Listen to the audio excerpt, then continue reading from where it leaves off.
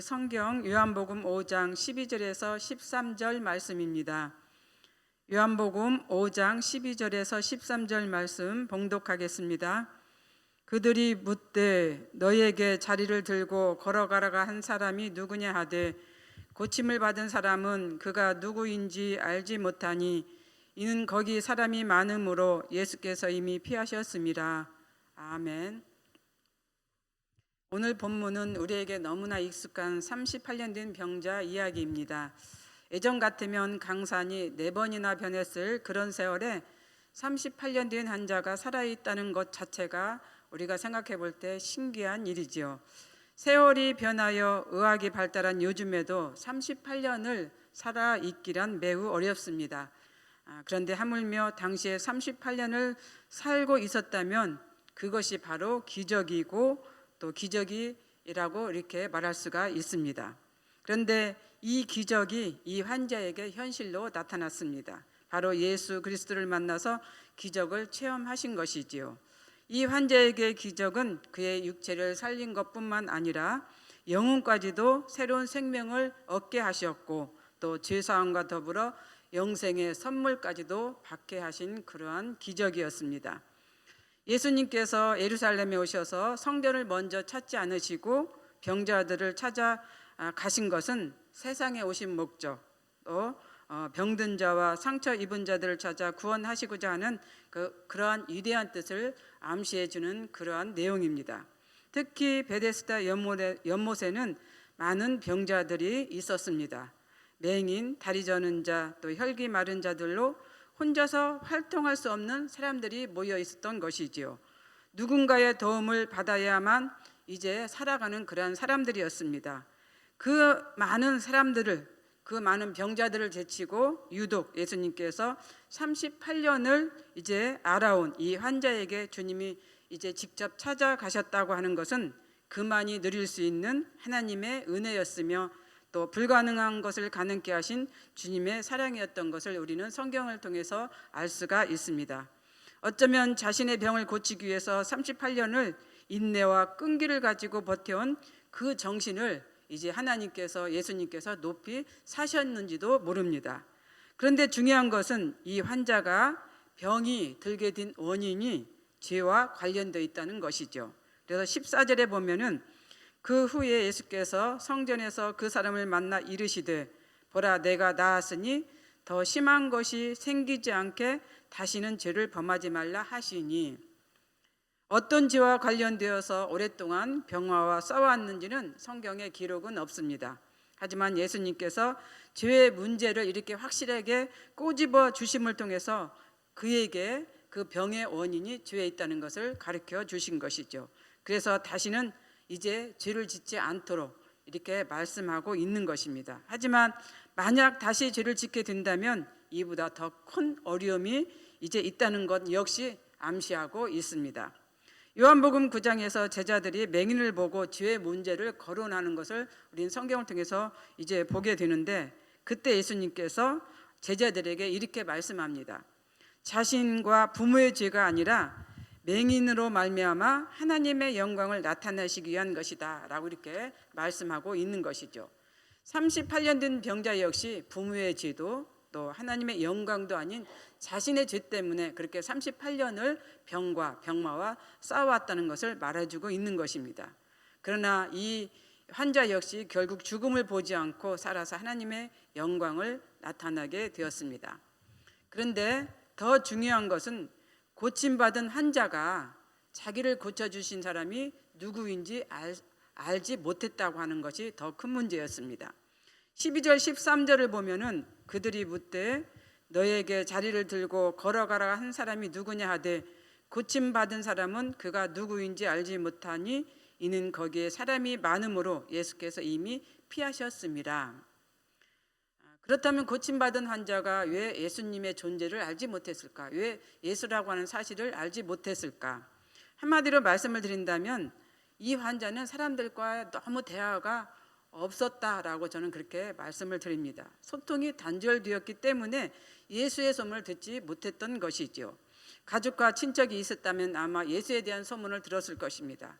또 이웃이 있었다면은, 또 자기를 돌봐줄 사람이 있었다면은 예수의 소문을 들었을 것이죠. 그런데 예수의 소문을 듣지 못했다는 것은 그만큼 사람들과의 대화가 없었을 것이고 단절되었음을 의미하는 것입니다. 이렇게 가족이나 이웃 혹은 사람들과 소통이 없다 보니 온 이스라엘을 떠들썩게 했던 예수의 소문을 듣지 못한 것이 당연했을 것입니다. 그때 당시 예수의 소문은 어떤 소문이었습니까? 이적과 표적을 통해서 많은 사람들, 병자들을 고친다고 하는 소문이 온 이스라엘 전 지역에 다 퍼져 있었던 것이죠. 근데 그 소문을 듣지 못했다는 것, 그만큼 이 환자에게는 이웃과의 또 가족과 소통할 수 있는 길이 막혀 있다라고 하는 것을 보여주는 것입니다.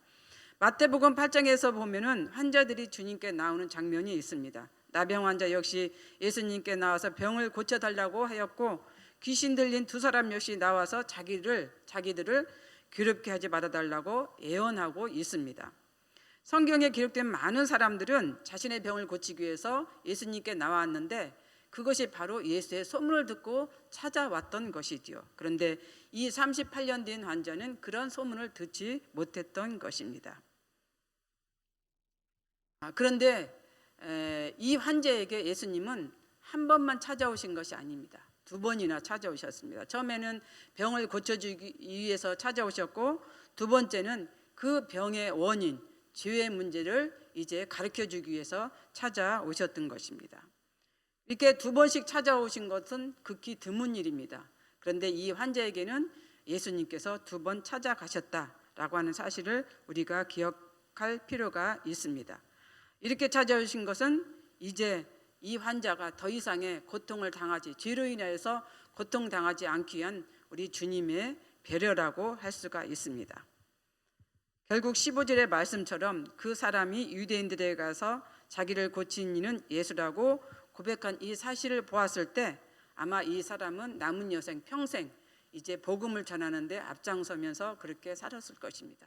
한 번도 아니고 두 번이나 찾아오셨기 때문에 이제 그런 일을 이제 담당하면서 이제 살았을 것으로 그렇게 생각이 듭니다.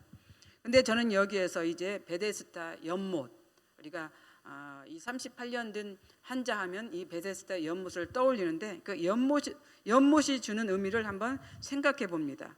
연못은 말 그대로 땅을 파거나 흐르는 물을 막아서 물을 가두어 놓는 것을 말합니다.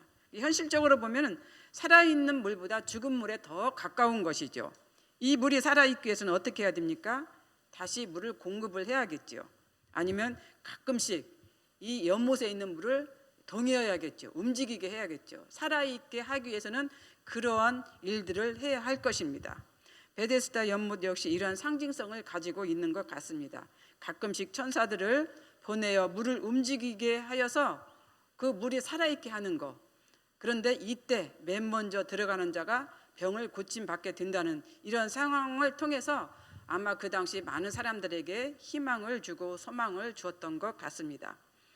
성경에 기록된 것이기 때문에 거의 사실에 가깝다라고 그렇게 생각할 수가 있습니다.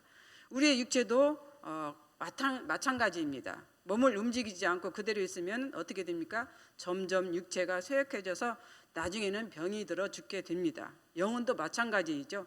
구원받은 것을 믿고 영적인 움직임이 없다면 어느새 영혼도 시들해져서 멸망에 가깝습니다. 우리의 몸이 건강해지기 위해서는 몸을 움직여야 하는 것처럼 영혼도 건강하고 잘 되기 위해서는 부지런히 영적인 생활을 해야 되는 것입니다. 예배와 기도, 봉사와 헌신, 특히 말씀을 통해서 하나님과 긴밀한 관계를 가졌을 때 우리는 우리의 영이 살아날 것이고 또 살아 있을 것입니다. 이것이 주님의 은혜요, 주님의 사랑입니다. 우리의 영혼이 살아 있기 위해서는 부지런히 우리가 영적인 운동도 해야 된다라고 하는 그런 것이죠. 그런데 연못 주위에는 행각 5개가 있다라고 했습니다. 왜 행각이 있었을까? 행각은 말 그대로 걷지 못하고 활동을 못하는 환자들을 위한 쉼터였습니다. 그곳에서 환자들이 이제 누워 있으면서 천사가 내려와서 물이 움직이게 하는 것을 기다리는 그런 장소였던 것이죠. 이처럼 하나님은 병든 자들에게 안심하고 쉴 수 있는 행각을 주신 것처럼 우리에게도 안식할 수 있는 장소를 주셨습니다. 그곳이 어디입니까? 바로 교회입니다. 교회는 우리에게 안식을 주시고 또 하나님을 기다리고 하나님을 바라보고 하나님께 함께하는 그러한 장소인 것입니다. 이곳이 바로 행각인 것이죠. 그래서 행각 안에는 많은 병자들이 모여 있는 것처럼 교회 안에도 많은 사람들이 모여 있습니다. 영적으로 보면은 걷지 못하는 자, 앞을 보지 못하는 자, 혈기 마른 자들, 각종 병든 자들이 그 행각 안에 있는 것처럼 교회 안에도 그러한 사람들도 있다라고 하는 그런 것입니다. 죄인들이라고 하는 그런 것이죠. 하나님께서는 오늘 또 우리에게 천사를 내려 보내주십니다. 그래서 우리 이 교회 안에 이제 있는 영적인 물을 흔듭니다. 그럴 때 우리는 어떻게 됩니까? 그 물에 여러분들 우리가 가장 먼저 들어가시기를 바랍니다. 그렇게 됐을 때 어떻게 합니까? 병에 걸린 사람들은 이제 병을 나을 것이고 또 문제가 있는 사람들은 문제를 해결받을 것입니다. 이 교회 안에 이 교회가 그런 역할을 하는 것입니다. 그래서 우리는 꼭 하나님께서 우리에게 주시고자 하는 그 목적 이룰 수 있는 여러분들이 되시기를 바랍니다.